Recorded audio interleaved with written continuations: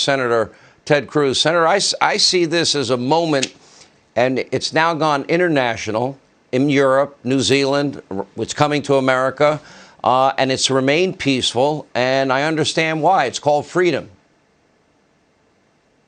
I think it is powerful what we're seeing happening with the Canadian truckers. I think it's really a reflection of a groundswell that's coming from the ground up. People are fed up with these petty totalitarian government officials, these left-wing Democrats who believe they have the power to control every aspect of your life, to shut down your business, to shut down your kids' schools, to force you to wear a mask, to force you to get a vaccine, to silence your speech. They want to control every aspect of your life, and people are sick of it. They're fed up.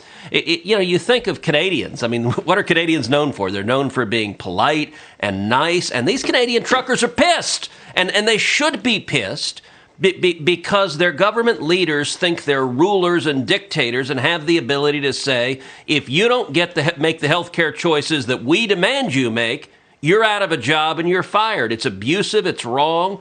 But the good news is everybody is fed up with it. Everybody, I actually view the Canadian truckers an awful lot like the chants, the Let's Go Brandon chants, or how they started F Joe Biden, which were organic. You went to a football game. When it really hit a moment was when they were chanting F. Joe Biden at the New England Patriots in Boston. And just spontaneously, football fans are frustrated. Oddly enough, people don't like it when government tries to control every aspect of your life. You have said you believe an investigation is warranted because of GoFundMe. And the idea that, yes, they're just going to take the money or cut them off sounds a lot like Facebook, Twitter, and news and other social media platforms. Why would they have the right to do that? So they don't, and there's a pattern we're seeing of petty authoritarian government leaders enlisting their buddies in big tech to silence dissent. They can't defend their views on the merits, so they want to use power to shut you up. So in Canada, the government leaders demanded of GoFundMe cut off the money, and GoFundMe, another big tech company, happily stole about $10 million that had been given to the Canadian truckers. Initially, they said, we're going to redirect it to the causes we like, to our little left-wing causes. Then the outcry became so great, they said, no, we'll just refund the money. As you noted, on Sunday, I sent a letter to the Federal Trade Commission asking them to investigate GoFundMe for deceptive trade practices. You can't collect $10 million from people for one cause and then just pocket the money and send it where you want. And by the way, it's the exact same thing, Sean, that is happening with the Biden White House and Joe Rogan.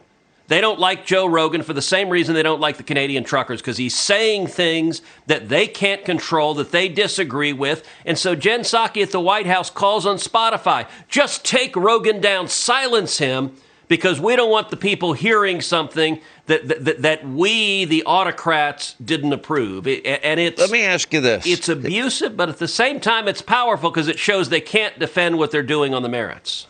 Obviously, we have a midterm election approaching. Even your buddy Beto Bozo, who you defeated in your Senate race against him, all of a sudden the guy that wanted to confiscate everybody's guns has changed his mind. Now Democrats are all of a sudden they were lifting the draconian COVID measures. All of a sudden they're distancing themselves from their own words on defunding, dismantling the police, and ending no bail laws. I would say that's called an election year conversion. What say you?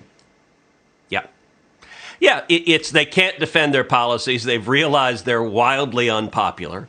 And so now they're running away from them. And absurdly, they're trying to claim they were never their policies to begin with. So again, the White House press secretary stands up and says, it's Republicans who wanted to abolish the police. What garbage. Like no sentient person believes that nonsense. I'm waiting for them to say it was Republicans who put mask mandates in. I mean, they're about this far from saying that.